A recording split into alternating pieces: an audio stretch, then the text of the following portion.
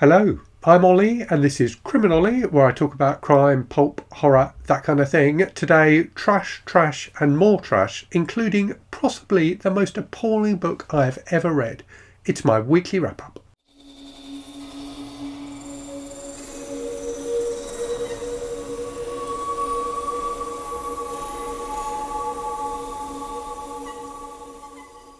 Before I get into the books, I just wanted to comment quickly on something that has happened on Booktube in the last week. And to be fair, I think it's happened more outside of Booktube, but it is something that has impacted a fellow Booktuber.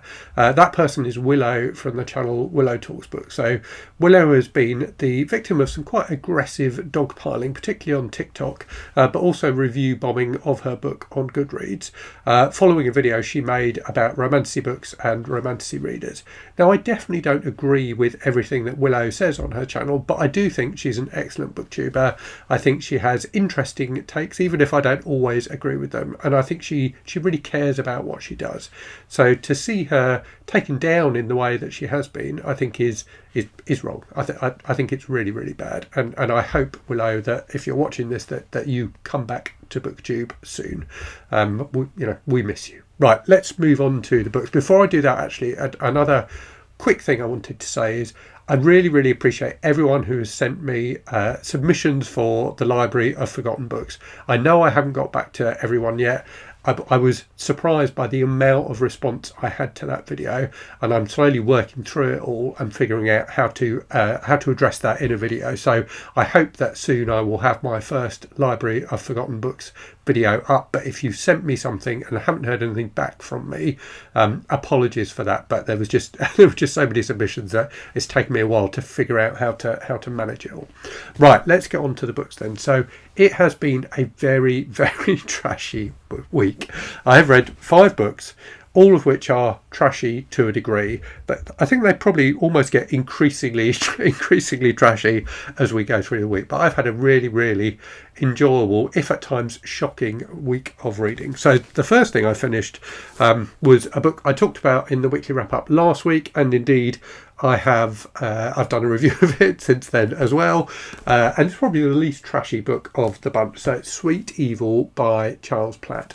So this is a kind of outlaw road movie style book about this couple who go on a sex and violence rampage across several states in the US. It was very, very shocking at times, but always really, really interesting and compulsively readable as well. It definitely, pushes the limits, particularly with the ending. But I thought it did it in a really, really interesting way, and I thought it was a fascinating read. It's a shame that it is out of print, and hopefully someone will reprint it at some point, because I thought it was like genuinely a really, really good book. Next up then, one of the books that I picked up fairly recently, randomly in a charity shop, but an author I'd heard of and I've always wanted to read, or I've wanted to read for a long time anyway. So this is Hellfire by Leo Kessler.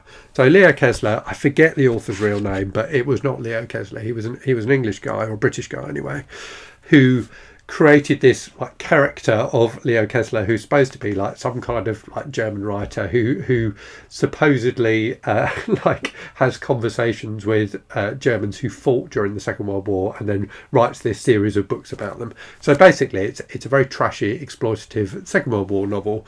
It's about this character called Colonel Shermer, and I think there are a number of other books that Kessler wrote about the same character. So in this one, it's the end of the war. The Nazis have been defeated, and Shermer is trying to escape from Germany and ends up joining the French Foreign Legion. And it was just a really fun read.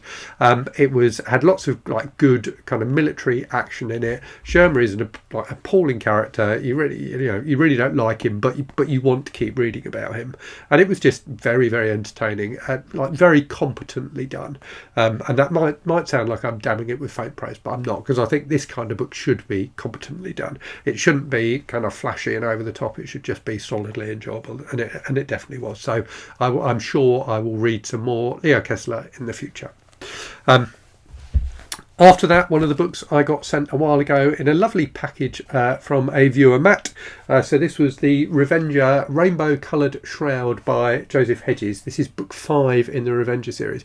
I hadn't heard of the Revenger series, but based on this, I definitely want to read more of them.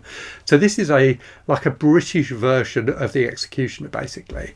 I don't think there are that many books in the series. I think there's maybe like 10, but this was really like super 70s and trashy, but very entertaining. So the main guy is a British guy who's, I think in the first book, his girlfriend gets killed by this kind of shadowy international crime organisation, and he then goes after them to get revenge, as the name of the series would suggest. Rainbow Coloured Shroud I thought was an interesting title. It's definitely a bit kind of flowerier than the Executioner book titles, and it reminded me a bit of like a John D. MacDonald, Travis McGee title. I'm sure there's one that's kind of similar to that. Anyway, it was just really trashy and really fun. So in this one, he goes to Scandinavia to take on a group of pornographers. There is lots of salacious detail. There is lots of violence. He calls everyone who he kills mate in a very kind of British way. It was just really like hugely over the top and silly, but really fun, and had some hilarious sex scenes in it as well. So I really enjoyed it a lot. After that, a book I was expecting to really enjoy and didn't enjoy as much as the previous two. So that was The Skull by Shaun Hutson. So this is an early Shaun Hutson book that somehow passed me by in my teenage years of reading everything I could find by Shaun Hutson. And I think it was published by a different publisher from most of his stuff. So I think that's why. I think it had possibly fallen out of print. But I did manage to find this lovely vintage edition a while ago on eBay. And I enjoyed it, but it definitely wasn't as over the top and crazy as some of Shaun Hutson's best books. So this is about a couple. The woman is like an archaeologist, and the guy is like a building contractor, and he is doing like building this big house for someone, but it's been raining torrentially for weeks, and so the ground is like really treacherous, and they can't dig properly. But they do discover this strange bottle in the grounds that they are digging up, which is hundreds of years old and has a tiny skull inside it. And then they also find this weird, like sort of half human, half animal skull, and things get progressively stranger from there. It was like very Shaun Hutson in a lot of ways. The central character, the male guy, was like a typical Shaun Hutson hero, like a very straightforward kind of a guy. But it just never really felt like it got as over the top as his best books do. It was never that gory. It was never that like trashy, basically. So it felt like an early work from a writer who is kind of finding his way. It reminded me more than many of his books do, actually, of Guy and Smith. It felt quite a lot like a Guy and Smith book in terms of the pacing. But yeah, so I liked it, but I didn't love it, and I was expecting to really love it. And then finally, the book that I teased at the start as possibly the most appalling book I have ever read. I'm going to have to hold the cover carefully, because it's a sexually explicit and racist cover. So this was Dragonard by Ruper Gilchrist. So I read this as a buddy read with Mark Hodder, the author, who's one of my viewers, and we both really enjoyed it despite ourselves.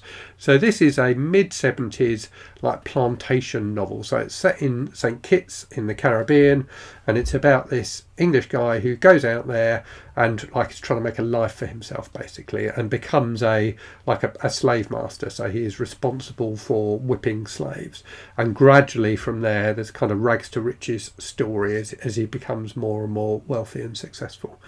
So this is a hugely racist book, and just like mind-bogglingly racist at times. And the fact that it was published by like a major publisher, Corgi, in the 70s, and I think it was published by Bantam in the US, so big publishers, it just appalling. This book would definitely not be published nowadays, and quite rightly, one could argue. It was really horrific in its treatment of its black characters. Of all the black characters are like really quite dehumanized in the book, apart from one. There's one black female character, Naomi, who I thought was quite interestingly done. It's also like deliberately like salacious. So it's one of those books that presents things to you as, oh, isn't this awful? Isn't this a terrible thing? And yet it's also like using those things to titillate the reader, basically. So like very violent, like very, very sexually explicit and repeatedly sexually explicit, and goes to some places I did not expect it to go to in terms of the sexual content in the book. So like genuinely shocking at times, and appallingly racist, and just reprehensible in many, many ways, and yet compulsively readable. It was really gripping read. You really wanted to keep turning the pages in the way that you do with, you know, well crafted popular fiction. So despite all the things that were awful about it, I actually found myself really quite enjoying it and wanting to read more books in the series. I don't know what that says, but there's something interesting, I think, about reading books like this that are, I don't even want to say it was of its time, because I don't think the 70s was as racist as this book, but that I suppose shine a light on the terrible things about us as humans in a way that this book does, and it kind of champions those things. But to read it as a detached reader today, I think is kind of an interesting experience. So I'm probably going to do a review video of this book, but I don't really know quite how I'm going to talk about it.